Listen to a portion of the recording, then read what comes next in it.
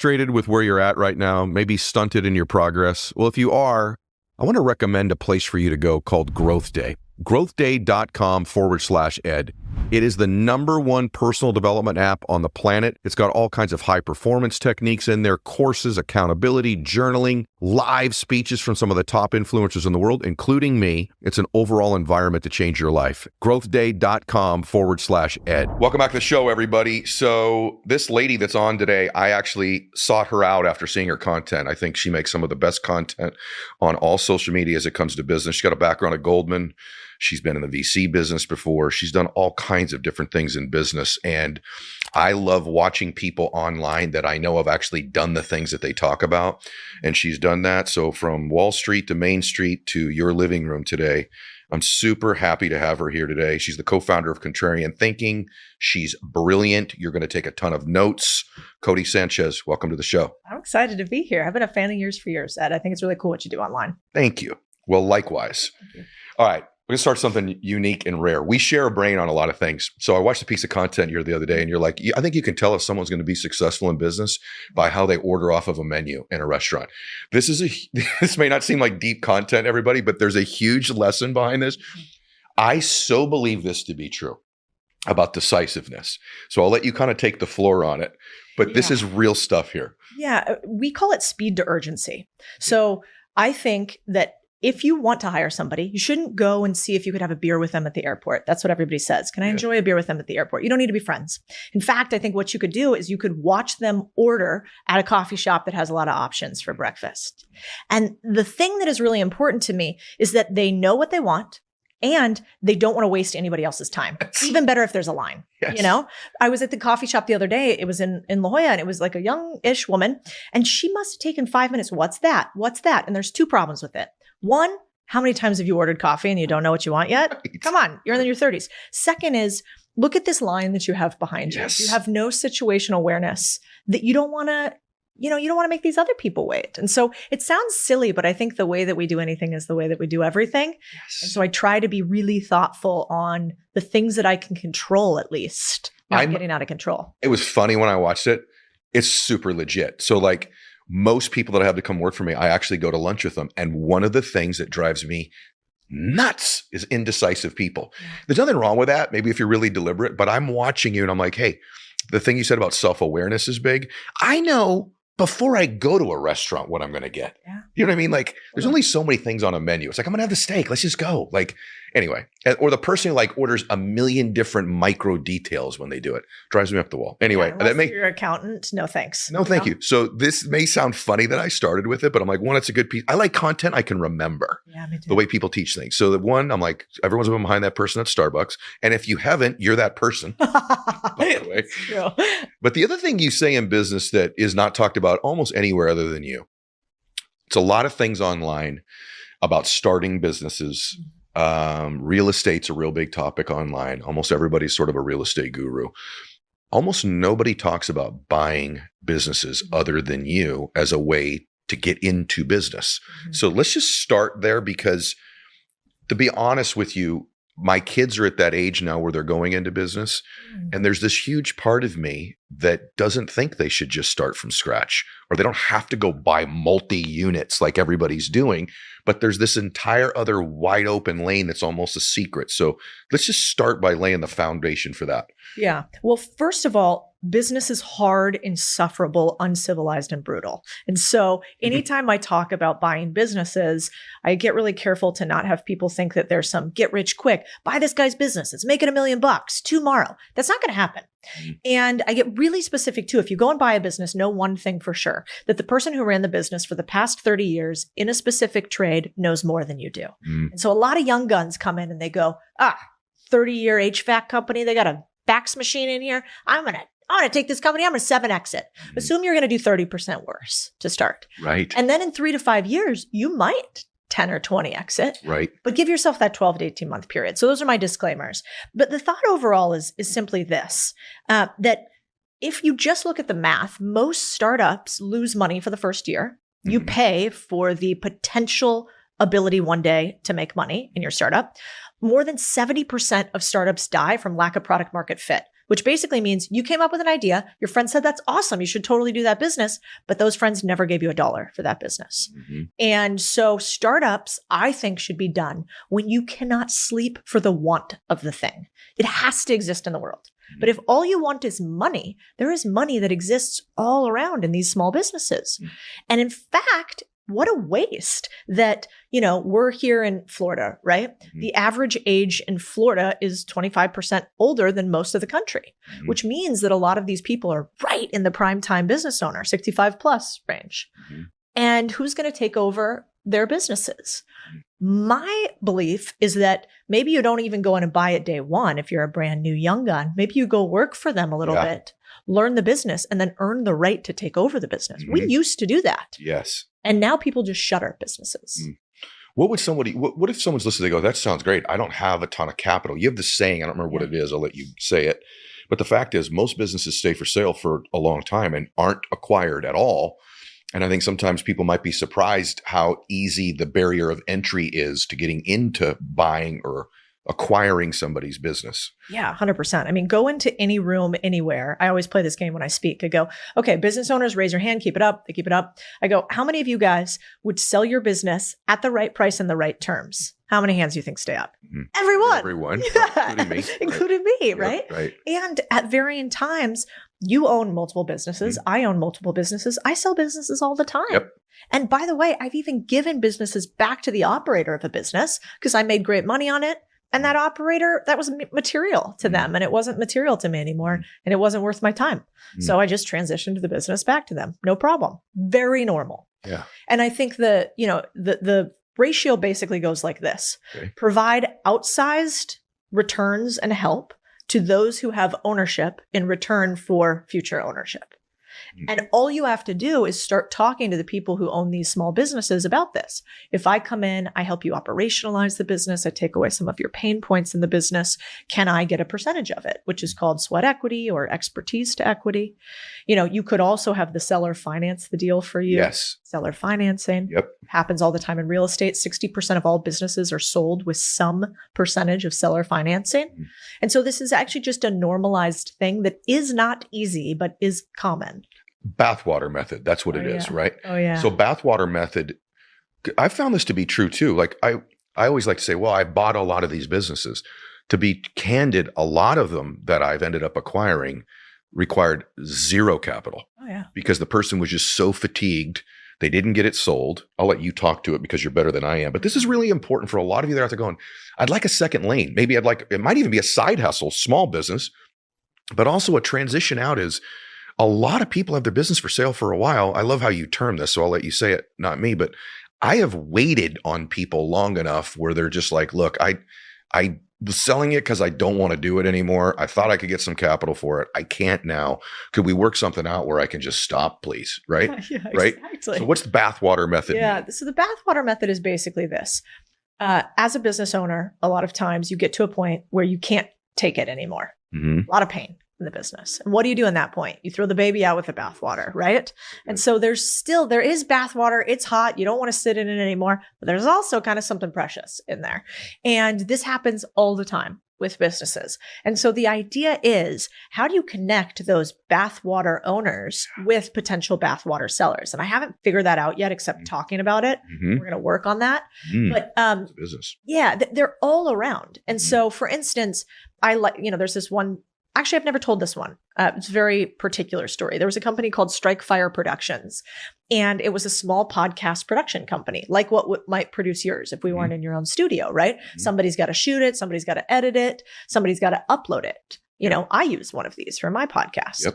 And we used to too, yeah. Yeah. And so anyway, so I pay them, I don't know, let's call it $5,000 a month. And that's what I used to pay back in the day when one of our portfolio companies had a podcast. And this guy, Jonathan, who ran it, was operationally great. He loved all the particulars of it.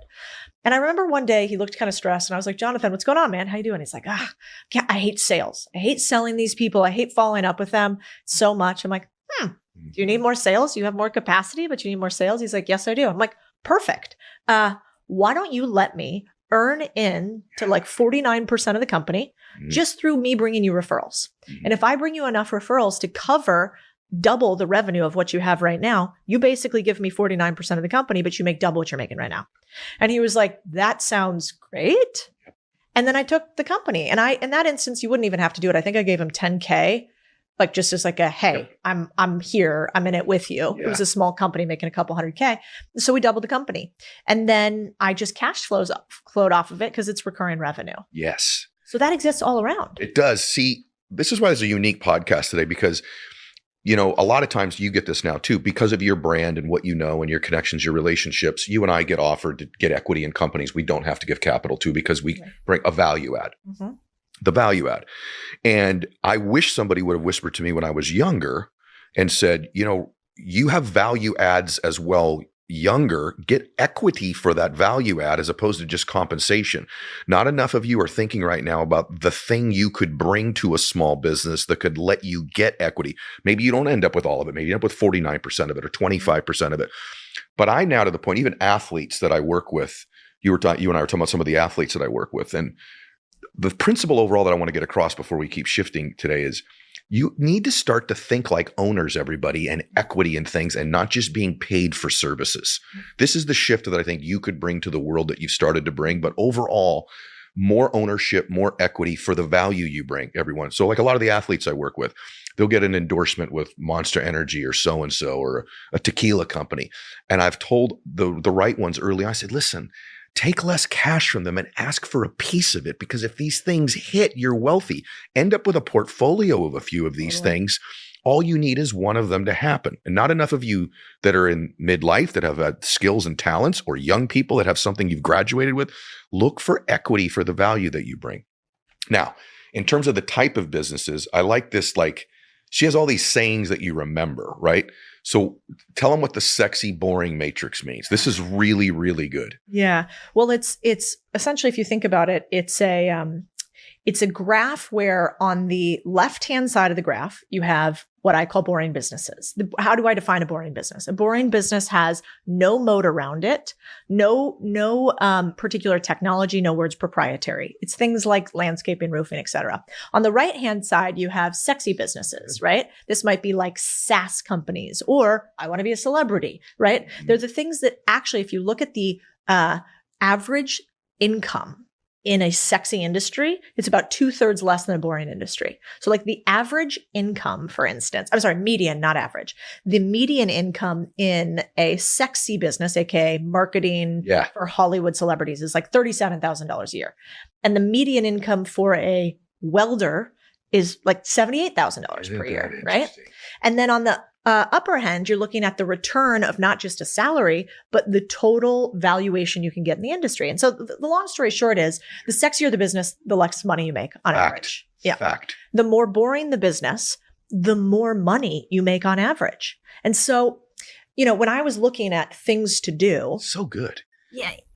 I think you can have sexy surrounding boring, right? Mm-hmm. People consider what we're doing right now sexy. Right. Like, cool. You get on stages, you do that. That's sexy. Yeah.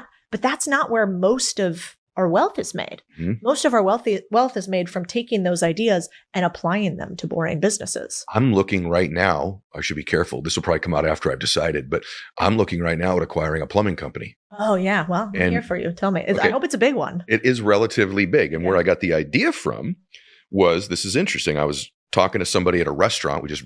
They followed my content, we ended up talking. This guy's like, he changed my life. I was in the construction business. I was a roofer, which made me think about what you were saying. I was a roofer, and I started following your stuff, ended up acquiring a plumbing company. I said, wow, you don't have any background in plumbing? Yeah. He said, no, but I do in construction. So I had sort of affiliated knowledge. Yeah. And I think that's important when we're talking today, that you don't think too linear, everybody, that you have to have a specific background in a business. I do think, don't you think some correlated knowledge though, like this guy was in construction, he knows about subs, he knows about contractors, he's got a general understanding of plumbing, but he's not a plumber by trade. Yeah. So what about that? Like, if you give someone counsel about the lane they should go in, should they have some sort of correlated background or knowledge, do you think? Or that doesn't matter at all? If the business cash flows and you know how to run a business, who cares what industry it's in? Well, I would take grit and competency in continuing past the point of comfort over just about anything. Because I think most business are a widget business. So like every single business has marketing, sales, product, finance, admin, operations. Yes. Every single business. Mhm. Now, I run some HVAC businesses. I have a franchise, business. Do I actually know how to do the painting? Do I know how to do the fixing of air conditioners? Mhm. Like, absolutely not. Mhm. But I do have a core competency to be able to find humans who can solve problems for me. Yeah. So I guess, is it easier if I was going to acquire a plumbing company if I knew plumbing? Maybe. But I think the core thing might be, do you actually understand like the 6 main competencies of business? Which are? That is the finance, sales, marketing, admin, operations, and product. Mhm. And if you understand those, then I think you could apply that to almost any business. Plus, like a willingness to do it past the point of comfort. So, hey guys, as you know, I've partnered up with my good friend Brennan Burchard, who's created the greatest personal development system that has ever been designed, called Growth Day. There's everything from journaling to accountability programs, live messages every Monday from myself and other influencers. There's an opportunity for you to get courses that would cost thousands of dollars completely for free. It's incredible. Go to growthday.com/ed and check it out. This show is sponsored by BetterHelp, and I'm grateful that it is. I got to tell you, I get asked all the time, what's the one thing that most of the guests that have been on this show have in common? I can tell you, they're all from different backgrounds. Some of them are tall, some of them are short, some of them are from the U.S., some of them are from abroad, different ethnic backgrounds, religious backgrounds, you name it. But I got to tell you, most of them have been to therapy. And I'm a big believer in therapy. I think that whether you've got some real trauma you got to work through in your life, or, you just got a problem you want to work on right now, maybe you just want to talk out loud about some issues you got, or find a better quality of emotions. Big believer in therapy, and I love BetterHelp. I love BetterHelp because, number one, it's done online. Number two, if you get a therapist, you don't vibe with them, you can switch at any given time that you want to. It's a wonderful way to go to therapy, and I really believe it can help you if you have things that you want help with. So decide today you're going to give BetterHelp a shot, and stop comparing and start focusing with BetterHelp. Visit betterhelp.com/edshow today to get 10% off your first month. That's BetterHelp, HELP.com/edshow. Well, let's go there because you're going where I wanted to go. Yeah. So theoretical business sounds really, really good. Mm-hmm. Day-to-day business, if we're really being candid, we sort of share, I'll call it like a misery amongst company almost to some extent. Like when you meet another real business owner, I think the stuff online is really good, or kind of, you hear certain conversations, but most of my conversations with real operators or real business owners is most of the time dealing with the emotional burden of the stress of it. Yep. And I don't think that part of it's, Andy and I talk about that a lot, Priscilla and I. Yep. What about that? Like the real of business, like how much of it day to day, even today, the last week for you, is like, woo, this is bliss and enjoy, and we're making deals, and I'm closing, and I'm a deal maker, and we're growing, and top line's awesome, and the bottom line's good too. Or like, what is it really like? Like really, really? Yeah. Well, I think, there was a line from Michael Jordan that I loved where he said, there is no I in team, but there is in win. And that always resonates with me, because when you are in charge of a business, when it's yours, there is an I in team, because the only person at the end of the day that is on the line is you. And so you have to work harder than everybody else. You have to work longer than everybody else for a period past which you want to, at least in the beginning. At some point, you get people that are more competent than you, but that really takes a long time. Long time. And so I do think, that there will be a point in every business owner's life where you're like, what am I doing with my life? And would you like to hire me, Ed? Yes. Like, for sure. Yeah. And if you want to know if this is true or not, go talk to a business owner. And if you want to cuddle up to them pretty quickly, say, I'm running a business right now, but it's definitely hard. There are days when I might ask you for a job. How about you? And I guarantee you, no matter if they're a billionaire or not, they're going to say, oh yeah, I thought about that before. Yep. Never seriously, but that little twinkle. And that's, by the way, why most businesses are viable. Because you catch an entrepreneur on the right day, or the wrong day, they may want to take an exit from it. I always want people, like, I'll ask you this, like, who do you think should be an entrepreneur? Like, if you were to describe the woman or the man that should be an entrepreneur, there's certain characteristics that are invisible. Yeah. They're not visible to people typically. What are some of those things? Like for the real thing, what is it? Because by the way, one thing about you that I've noticed, I don't think it's talked about enough. And because then people think, well, then I can't do it. You're a very smart woman. You're very well read. So I'm not naturally intellectually bright. I'm not. But I've overcompensated for that with really being well read. I read a lot. updated my knowledge base about a lot of different things so that I can have conversations and dialogue with people that do a lot of different things so that I'm valuable to them. Yeah. And that's one trait. You have to have grit and resilience. Okay. Yep, you do. I think that's been covered. Yeah, but what about like knowledge, like real knowledge about business? Like I surround myself with attorneys and accountants, boring people, because I learn a lot from them, and you're going to need them as an entrepreneur. So what are your thoughts on all that? Well, that one, for sure. I think if you want to make money, surround yourself with the people who understand money. And people who understand money are attorneys, accountants, bankers, investment bankers, people who understand real estate, like financial and financial advisors. Those are the people. If you hang out with enough of them, it's wild how contagious money can be. True. I do think, though, that you're right on the well-read part. I was at a friend's ranch this weekend. Her name's Wink, and Wink. Okay. She's 85. She runs a ranch that is 30,000 acres. Some of it is government lease land in Arizona. And she had this line that was so incredible to me. I was talking to her. I'm like, Wink, you're like 85. You're on this horse. You're running this land. What's going on? And I was talking about, the fact that business was tough. And she goes, well, at some point, it's that bootstrapping thing, right? And I'm like, oh yeah, it's that bootstrapping thing. And she goes, but, we have a saying, because wolves are a problem here where they are. They eat their cows. She's like, we got a saying about wolves. And I'm like, well, you're not allowed to shoot wolves, Wink. Like, what do you mean you got a saying about wolves? And she goes, well, yeah, we know you're not allowed to shoot wolves. So we got the 3 S's. And I said, what are these 3 S's? And she goes, well, you shoot, you shovel, and you shut up. I kind of, and she goes, and that's business. You shoot, you shovel, all the nonsense, all the difficulty, and you shut up and you keep going.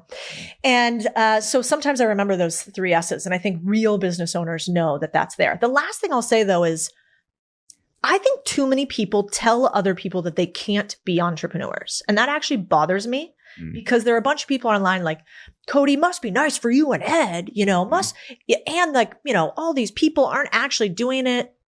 And I think, show me somebody who tells you that you shouldn't go become an entrepreneur because it's too hard for you. Fine. But watch what they do, not what they say. Are they an entrepreneur, but they think you can't do it? And I think for most people, there is an ability to have some ownership. It does just suck sometimes, and you got to deal with that. I do too.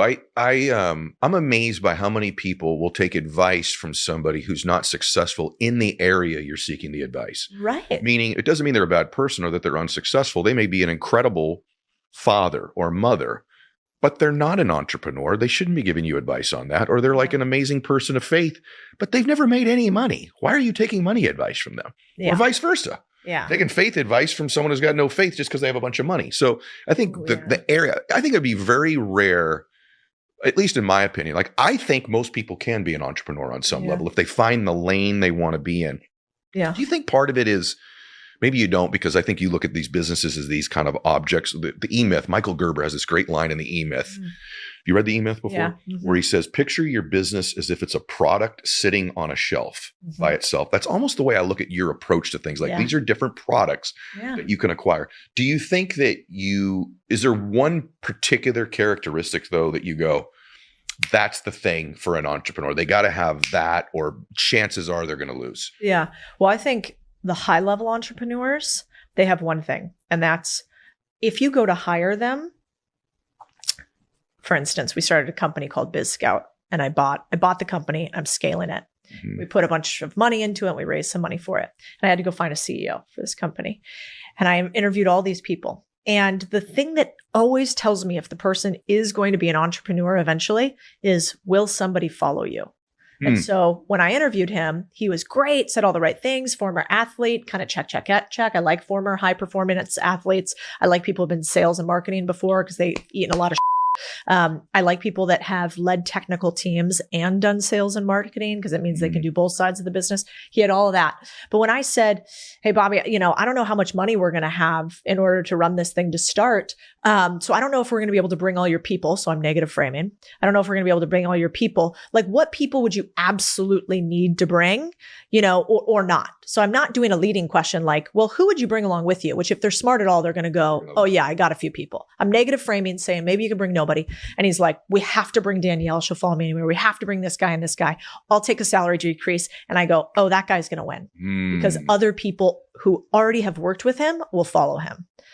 Very good. And so I think that's like, can you lead people? Will they follow you? And if so, I think you might be able to be a high level entrepreneur. That's really good. What about fatigue? Do you suffer with that? And if you do, I'm talking about, for me, it is more mental than physical most of the time. Do you suffer from that? And is there anything you do to recharge or ward it off before it hits you? Yeah. I don't get tired so much. I can work a lot and very late. I get mad and annoyed at how much I'm getting mad about something. And that can fatigue me a little bit. It's almost like emotional annoyance fatigue. Yeah. And he's going to hate that I say this, but I've kind of become friends with Tim Grover. Yeah. And so I just hope he never watches this, but He will. Oh no. He will, actually. Oh no. But I listen to Winning and Relentless. Okay. Like I go You'll back love that. and Why would you not want him to know that?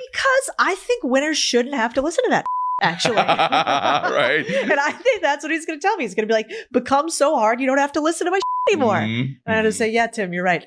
But I listen to it because if the greats struggled, then it's totally normal to struggle. And what's not normal is to expect that I wouldn't struggle if all of these others did too. And so, I remember one of our best managers at one of the other companies that I had, he said he was struggling. He was fatiguing. The team wasn't doing what he wanted them to do. And he said, listen, some people hope that things happen. Some people wish that things happen. And some very few people actually make it happen. Yes. And he's like, you have to fill a team with more make it happeners. Those are the special people. Yeah. They will things to happen. Yeah. That's exactly right. There are just certain people that when you get around them, you have a sense, my life's going to change. We're going to win. Everything's going to be okay. I can actually picture the very handful of people in my entire career.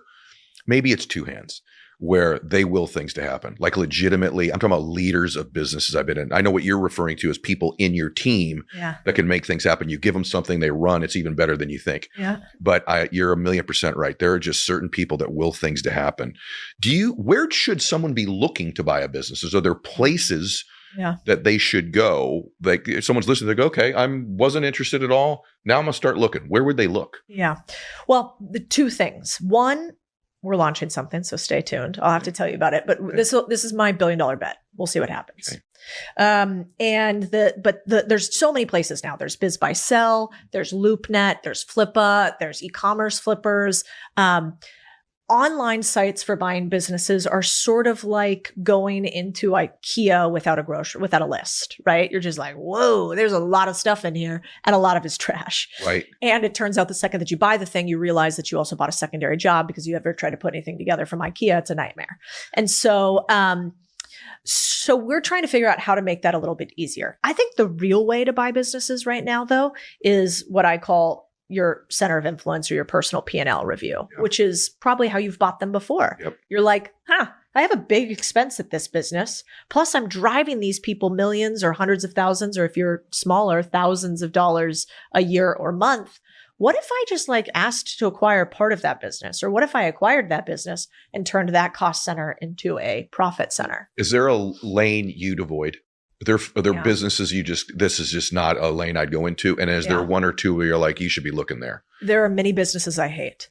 A couple businesses I hate off the top of my head. Restaurants. Me too. Huge failure rate. Yeah. Terrible. Have you guys ever been employed by a restaurant? Remember what an idiot you were? I was an idiot when I worked at a restaurant. Boy. Whole enchilada. Yeah. Not great. Hotels. 24/7 service, really hard to do. I would invest in an entity that invested in a ton of hotels, never just one individual hotel. It's also real estate masquerading as a business. Third, or drop shipping, Amazon FBA, anything a 22-year-old is trying to sell you online. I stay out of those. And that's because at the drop of a hat, Bezos can compete with you. They have all your data, and so does China probably. And so I don't want to have to compete with a bunch of dupe knockoffs. Number 4, for me in particular, I don't buy anything that has a single point of failure in a person. So oftentimes consulting businesses, really tough to buy. And then probably the last type of business that I wouldn't buy overall is I don't like businesses that have, platform risk, not dissimilar to Amazon FBA, but if you sell only on Instagram, if you sell only through some third-party site like Shopify, like I'm really careful about that. Now, don't get me wrong. People have made billions on this, and like the Hyatt and Hilton family and all of that would laugh me out of the room. Yeah. Right. But it's just harder for the average person. This is such a good interview. I mean, this is just stuff, I don't know, we've never covered 99% of this on the show before. The other thing is you talk a lot about, this is just so good. I want to keep going through your brain. You talk a lot about setting goals are okay, but you want people to set what instead? Sacrifices. Don't tell me what you want. Tell me what you're willing to do to get it. And that's something I hold myself to as well. Just, I don't write goal lists. I literally, my husband and I, we do it quarterly, and annually is the big one where we basically sit down and we say, here's all the things we want.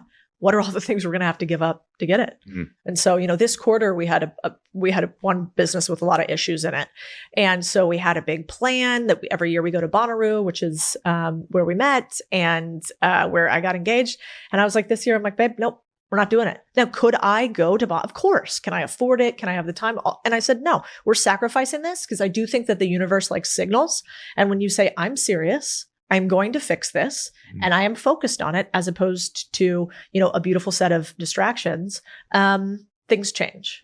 So I've been talking for a long time here on the show about the fact that I've been really working on my Spanish, and I just took a trip to Mexico the last few weeks. I went on a speaking tour down there with John Maxwell, and I got a chance to really see whether or not I've improved. I got to tell you, thanks to Babbel, my Spanish is pretty darn good. I was able to order in restaurants, communicate with people, even had a great time at a cigar lounge, chopping it up with a bunch of people speaking Spanish, thanks to Babbel. And one of the reasons I love Babbel is you have to spend hundreds of dollars on some professional tutor, and their lessons are only 10 minutes long, crafted by about 200 different language experts. They're very easy to learn, and you're going to be making improvements right away. I really recommend you try Babbel. So here's a special limited time deal for our listeners. Right now, get up to 60% off your Babbel subscription, but only for our listeners at babbel.com/Mylett. Get up to 60% off at babbel.com/Mylett. Spelled Babbel, BABBEL.com/Mylett.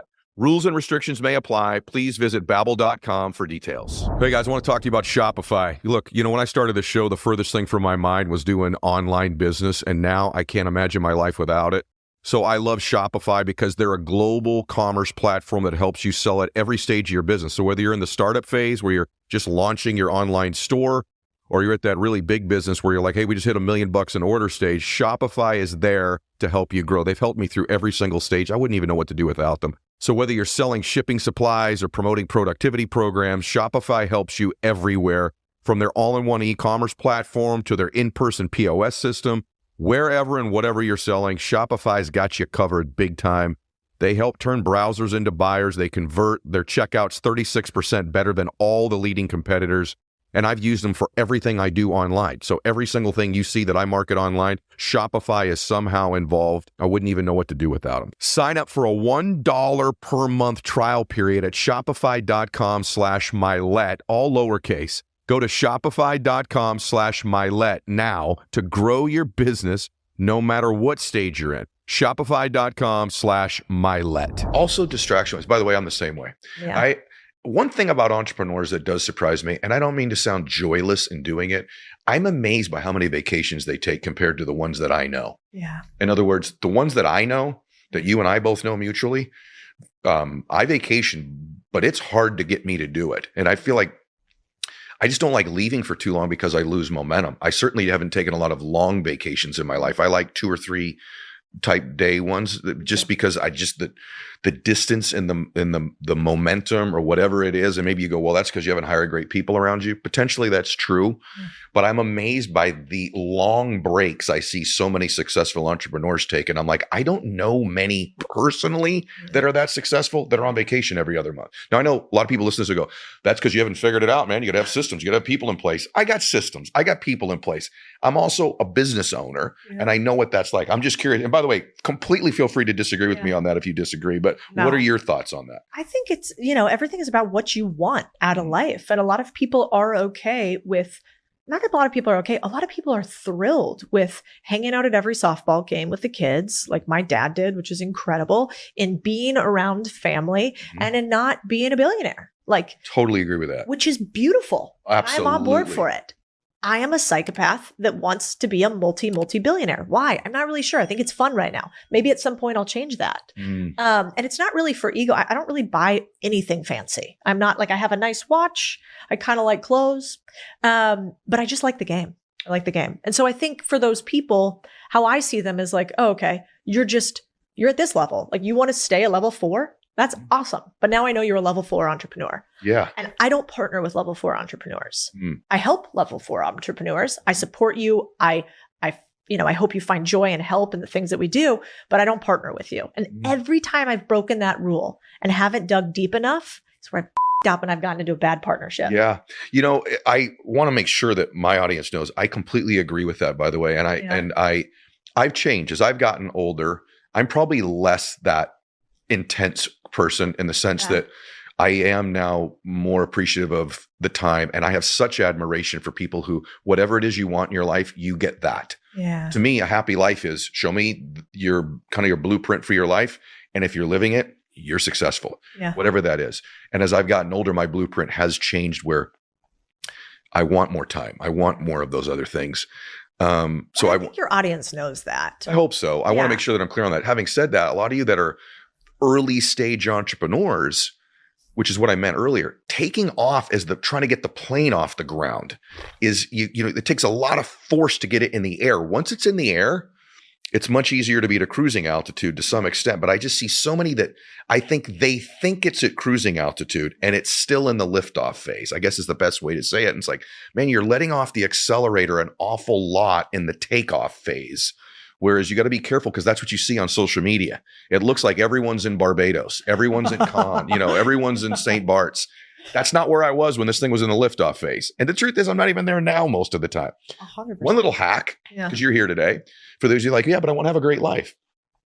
I would say to you, and I know this is contrary to what they say online, but like at some point, have a home that feels like you're on vacation when you're an entrepreneur. 100%. So that like where my homes are, where I feel like I'm living on vacation so that I don't have to go somewhere all the time. So I kind of like live on vacation and yet work on that vacation all the time. That's sort of the medium place for those of you that want to live a dream. Anyway. Actually, it's brilliant because we do the same thing. We'll go for, we have a place in another state and we go and stay there for like 2 or 3 months, but I got everything set up. Yes. It's no different from my office in my other place.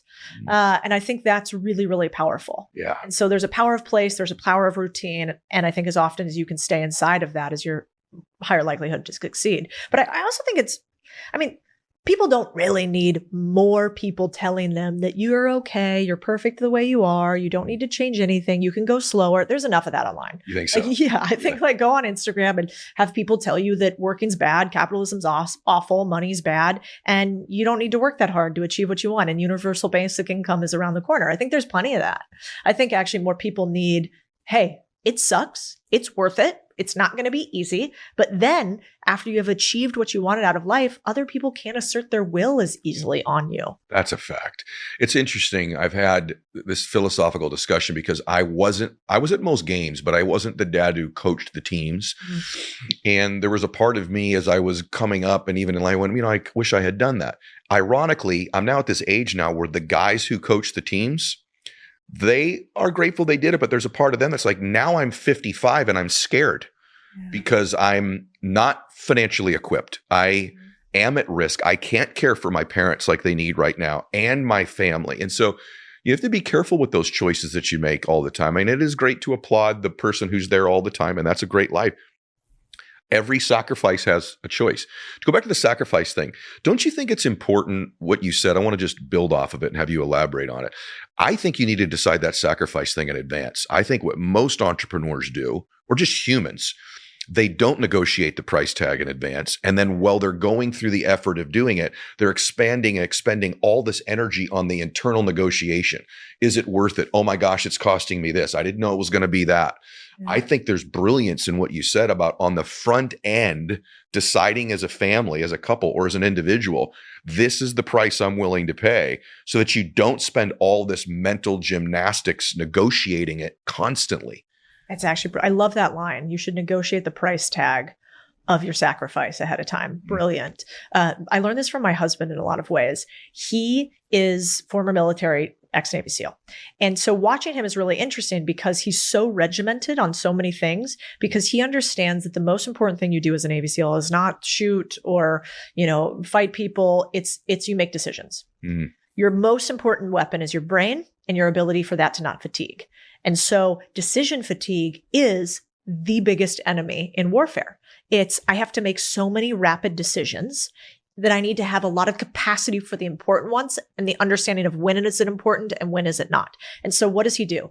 He just doesn't negotiate normalcy. So every single day he gets up, he eats the same thing. He does his workout the same way every single day. Workouts are a habit. They are not an option. And he, as many times as possible, he makes the normal things habitual. And then he gets to have lots of fun and spontaneity around it, but he doesn't allow for decision fatigue. And so I've learned a lot from him on that. What I've learned from you is a lot about the market, particularly like understanding the trends. Like you talk a lot lately about kind of the baby boomer. So there's this big wealth transition with them as well. But there's a career transition. There's a need. You look at business. I've found, like, you look at the explosion of Harley Davidson, for example, when it exploded. Why? All these baby boomers wanted that kind of wild lifestyle. You look at the explosion of fast food or diapers. They were all having babies at that time. Then their kids needed to have fast food. So if you trend this group of people, even though there's these other markets, but kind of booming industries follow these folks. So what are your thoughts about that generation in terms of looking at businesses, or any of the other generations? And is that something you look at? Oh, yeah. I mean, it's the wealth transfer that we're happening right now is something that I have never seen numerically before. It's never happened before. Right. Yeah. The only time we have seen such a massive shift in wealth was one we couldn't predict, which was the Industrial Revolution. Okay. We couldn't actually predict what that would mean because we were creating it. What's the difference between then and now? Well, now we can predict what that wealth is worth because it exists. Here's the problem. There's something like $68 trillion worth of wealth to be transferred. And yet of that $60+ trillion, we think, well, what does that mean? Grandma's going to pass me down some cash. Because the assets are actually sitting inside of businesses. And so the wealth transfer, there'll only be about somewhere from, numbers vary, 5 to 10% of the wealth will transfer down to most people. 5 to 10%. The rest of it eviscerates.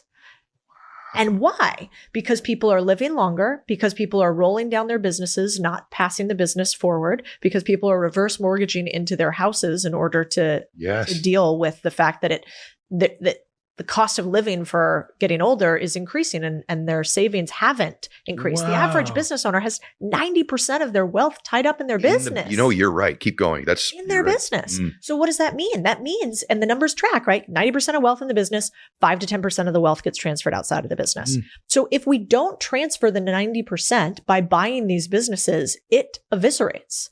Totally different than the Industrial Revolution, which just allowed for more innovation. And so, I think that it is the most important time ever to learn to become a deal maker in some way, shape, or form, because when else are you going to have this sort of waterfall cascade effect? Not easy, but numerically very likely. Oh my gosh. Of all the discussions I've had on that wealth transfer, I've never heard that statistic of the 5 or 10%. And I'll send you the link afterwards. Yeah. And I never even thought about the fact that how much of their wealth is tied up in the businesses, because that's totally true.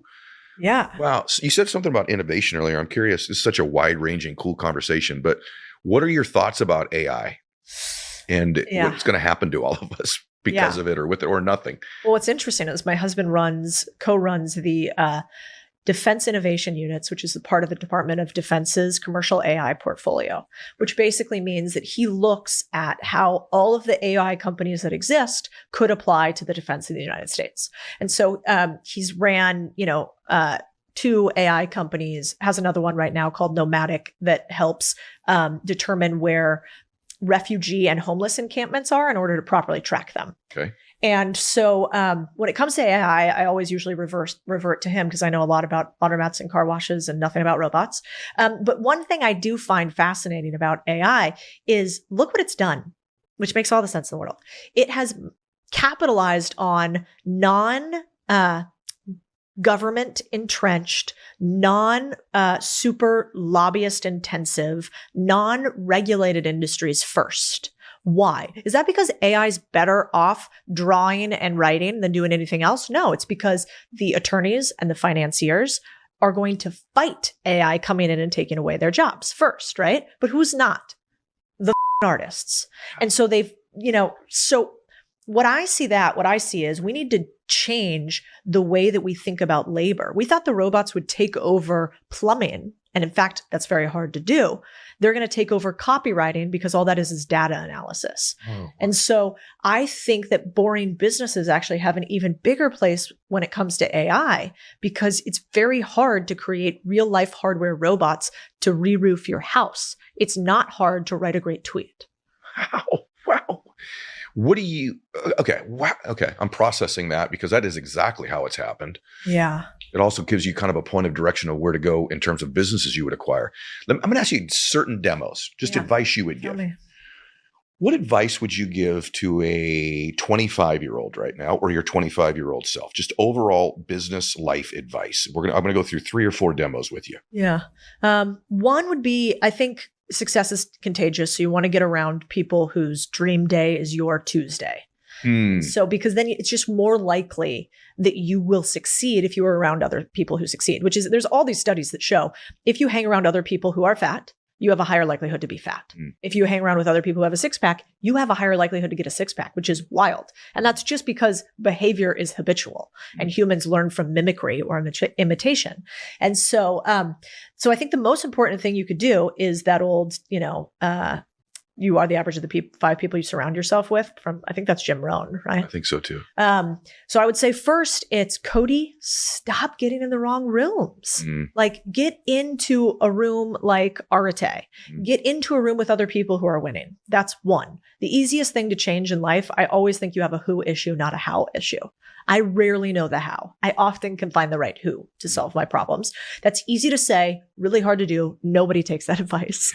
And then the second thing I would say is I want to learn. I'm obsessed with freedom. I just don't like to be told what to do. I'm like unemployable, I don't want to have to do something I don't want to have to do. And so how do you protect yourself best against other people's pushback? In this world, it's money. Money allows you to have more freedom and more optionality. So if I like freedom and I don't like to be told what to do, I want to figure out how could I have more money because money is just optionality. And so if that's me, I think that if you want more money, you better understand money. How do you understand money? You go and learn investing, you learn deal making, you learn finance, because unless you can speak the language of money, she's not going to talk to you. And so that's what I would obsess on, even though young Cody was told that I was terrible at math and that, my math professor at the time, God, I can still picture his face. I remember him in high school saying that Helen Keller would have a better shot at winning an archery contest than I would going into finance, which is, I hope he's watching. That's awesome. And he wasn't wrong. I'm not great at it, but I just wanted to understand it. 18-year-old, should they go to college? Should they go work for somebody? Should they start a business? I know. I don't think you should start a business at 18, typically. Like you can barely handle like normal decisions like, should I drink and drive? At least if you're anything like me. So I probably wouldn't start a business immediately. But man, college is fun, but I'm not sure the ROI is there anymore. I think if you want to go learn business, the best business school is business. So go and work for other people if you are willing to do the gritty, hard, impossible thing of entrepreneurship. It's still true in our society that people are looked down upon by not having a college degree.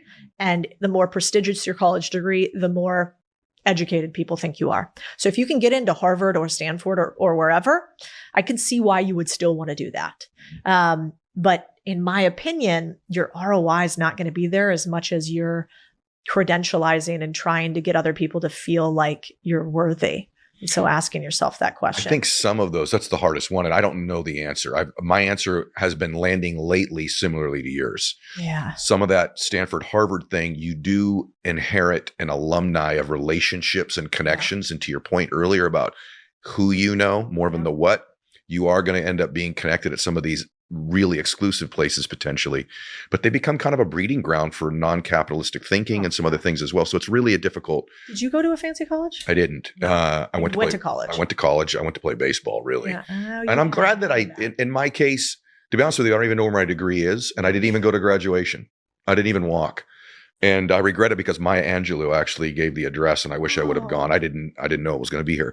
Having said that though, like I've never utilized my degree, but I took an entrepreneurial path. Yeah. You know, and I have 2 kids that are both in college, and when I add up the expenses and I put that in an account for them and they did go to work for me or an entrepreneur, and then the return on that money, to your point, it's really a difficult decision. And then looking forward, the data more and more shows that there's not a gigantic income disparity, that income disparity is shrinking rather between the college graduate and the non-college graduate. So I just don't know. And your point about being young and not making decisions is a part of me that thinks that there's a breeding ground there to mature a little bit. I really don't know. It's why I asked. Yeah. And I haven't asked that many people, but I wanted to ask you. I feel the same way. I'm do conflicted think about that it still. Apprenticeship is hugely underrated. And if all you do is go to college, that's probably a missed opportunity. I think there's a huge opportunity to learn, have fun, socialize, let your prefrontal cortex develop. Yeah. And then simultaneously apprentice under somebody else, even though, I think almost you can like follow the things the government makes illegal. And that's how you know they might be good for you these days, which is like,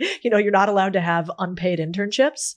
And the truth of the matter is, interns really aren't worth much. They're a lot of work. It's like a charity. You're right. And so that would be my number one advice for you just said. If you could find that Chinese proverb, if you want to know the road ahead, ask those coming back. Yeah. If when you're young, you can get a close association with a very successful person, potentially in an industry you want to be in, that is so valuable to be under their mentorship. And it is a lot of work for them. Yeah. It is a lot of work. You're exactly right. It's a blessing if you get it. Okay, one more demo.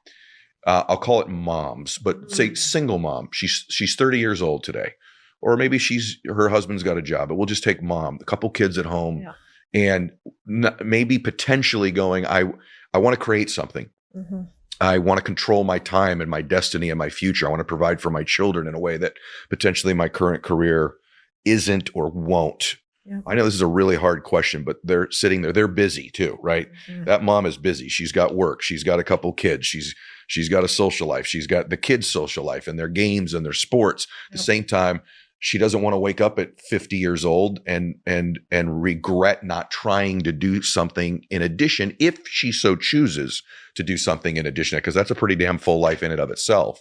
But if there's a part of her listening to it going, I want something else or more, what would you say to her?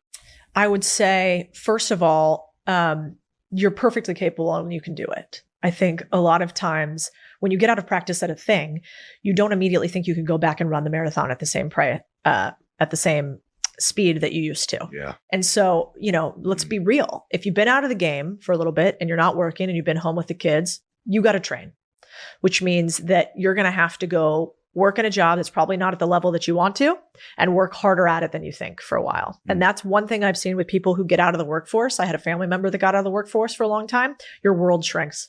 You start focusing on different things. You're not at the speed as everybody else at. You're not at the same tech speed that everybody else at. So that's the hard truth, is it's going to be a little hard.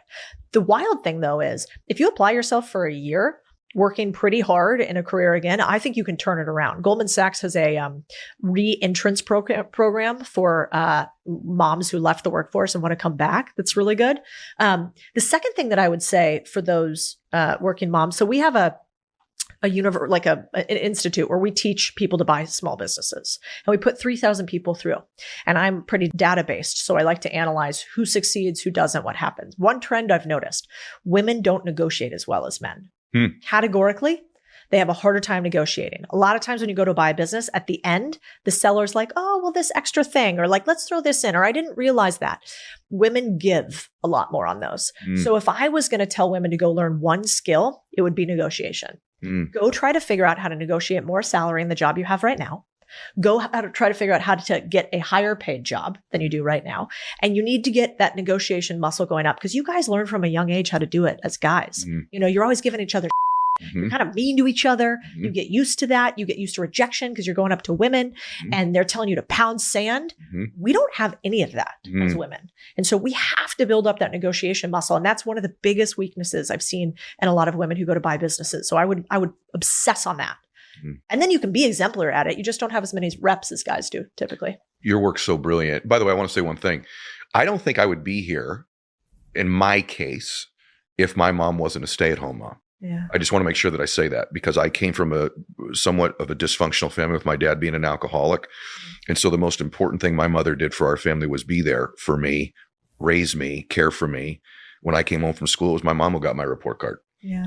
So those of you that are moms that are doing that and that fulfills you, that is the most awesome thing in the world. I am the son of a stay-at-home mom, and I can tell you assuredly, based on where my dad was at in my upbringing, that if my mom wasn't home, at least in my case, I don't think I would be where I am today. So that's one of the things that's really more difficult, as you say, for women than men, is like, am I supposed to want more?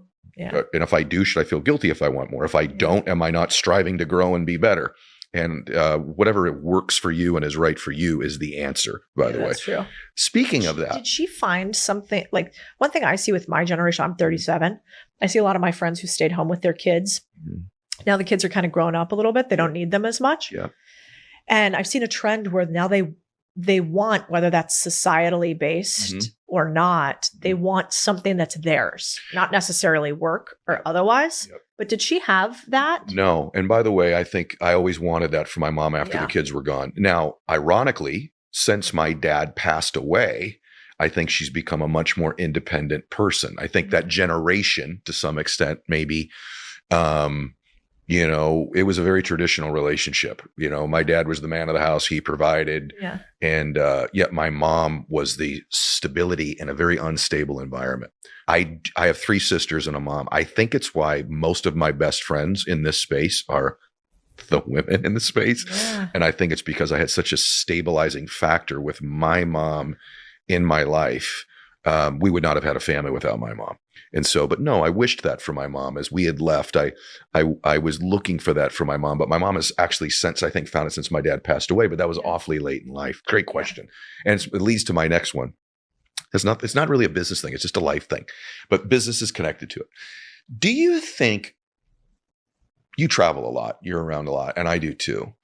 It just dawned on me this weekend. I was flying back and I was just talking to a bunch of different people. Do you think most people are happy?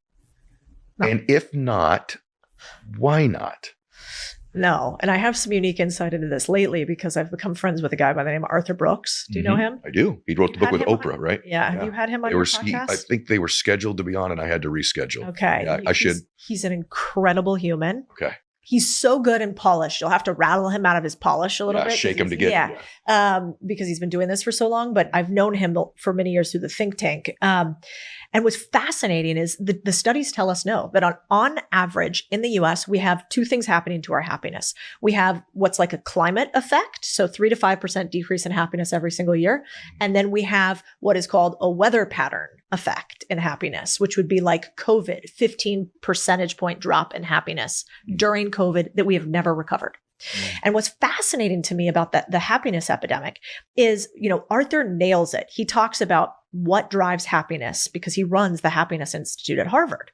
And in his 30 years of research, it's basically very simple. It's faith, family, friends, and work that serves. Those 4 things in all of his research are what he has found leads to happiness. And yet, what is under attack in this country? Faith, family, friends, and work that serves. People say these days, you shouldn't have to work. I hate my job. I'm quiet quitting. Okay. People have the lowest level of faith that we've seen since the founding of the country. People on average, there are more than 3 times more people today that say that they have never had a deep conversation with another human than at any point in history. Never in their whole lives.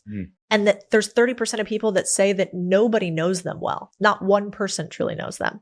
And then we have, obviously, the fact that we have people getting married later, decrease of family and a belief that the nuclear family is actually a bad thing. And so the good news is it's pretty easy to fix. If you want to be happier, be a better friend, because then you'll get better friends. If you want to be happier, be better to your family, whether self-made or otherwise. If you want to be happier, believe in something, whatever your faith might be. And if you want to be happier, do work that you think is meaningful.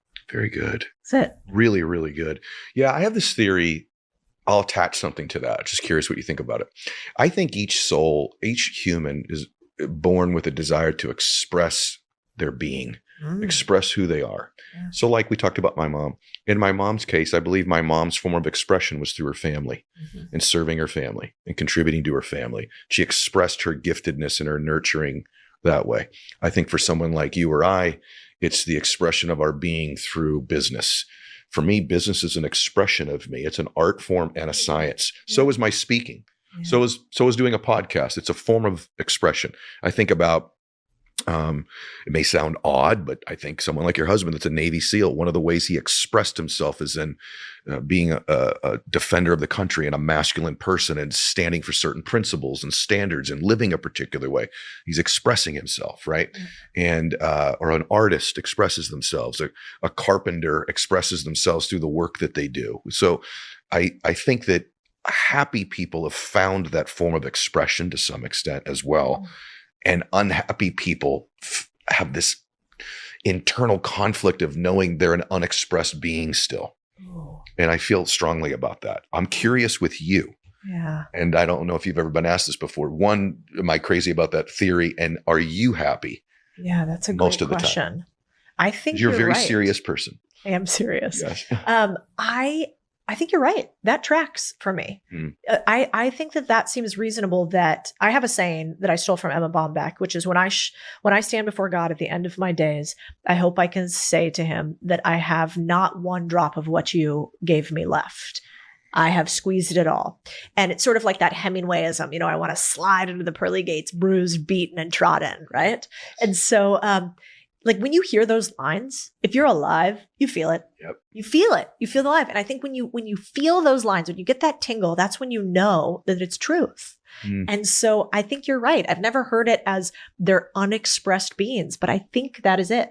And that is why I'm really glad that there are people like you on the internet, and why, even though many times, people like you and I don't want to do it anymore because there's a lot of downsides to it, I think it's really important because people need to hear the anti-message today, which is that it is okay to strive for things. In fact, that may be what you're placed here to do. Not the newest, Gucci bag or whatever, but to strive for what are you capable of? Yes. Like, I want to know. Yes. I want to know. Not every day. Some days I'm tired, but most days. So do I. And you talk about faith earlier, like prayer is a form of expression to me. And also prayer is a way of getting divine information about how that expression should take form in your life. And so that's why that part of our lives, for those of us that have it, is the most important part of our life, because we are aware of our mortality. I've said at the end of my life, I just want to make sure I maxed out my life. I want the Lord to go, well done, good and faithful servant, get in here. But at the same time, I also want him to, I have this weird theory that he introduces you to who you could have been. Oh, yeah. And you meet her, and you want to end up landing there identical twins. If you end up being complete strangers, that's hell. Right? This is who you could have been, what you could have accomplished, all those other things. And heaven, some form of heaven, is meeting her someday and going, I know you. Oh, I like I've been chasing you all my life. Yeah. And she looks back at you and goes, you caught me. You did it. You maxed out, right? And by the way, one of the things I admire about you so much is I see a human being in pursuit of that. And I think real recognizes real in that sense, right? Like-minded people gravitate to one another. By the way, this is one of the best conversations we've ever had on the show. Hey, I agree. I'm learning so much. I don't know about that. I'm just trying to contribute to what you're saying. But let me ask you last. If someone's listening to this, because you're just such a treasure of information about diverse topics, someone's sitting there just overall, and they're like, this is a general question, but I know you'll give a great answer. I want to change my life. Like I listen to shows, I listen to Mylett, I'm now watching you on social media, which they should be if they're not. And I really feel this desire to change my life. I want to express my being bigger and better and more specifically. What where do I begin? Like, I haven't been for so long. You've been at full speed since college. Let's just be honest. Yeah. Okay. Yeah.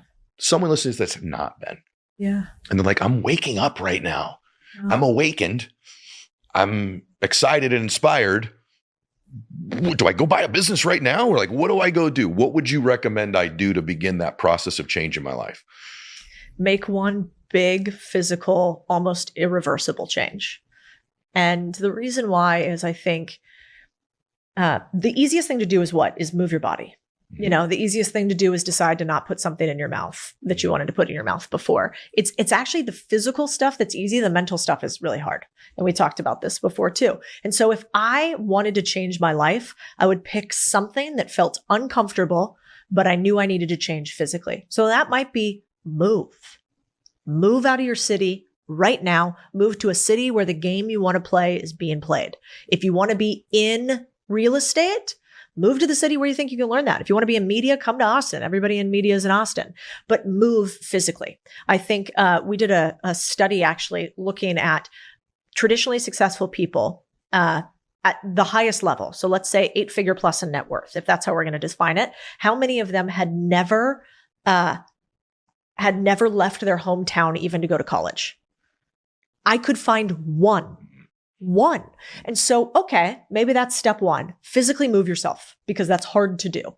And maybe step two is, you do this, physically work out to the point which is totally uncomfortable.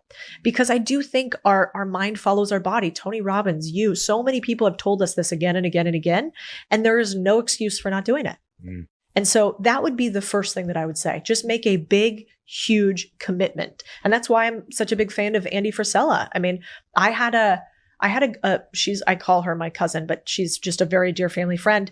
And she lost 100 pounds on his stuff. And we were yelling at her for years to try to do it. And when she decided to make that one big irreversible change that she couldn't go back on, then her life completely changed. Then she found somebody she loved. Then she found, a business she really liked. And so I don't teach health or fitness, or I don't have a moving company, but I might choose one of those things. And then I think the money gets figured out. I think you're extraordinary. Oh, thank you. Exceeded my expectations. Oh, yay. You guys don't even know this. I mean, I sought her out, pursued her. Wasn't easy at first. I think it took me 3 messages maybe.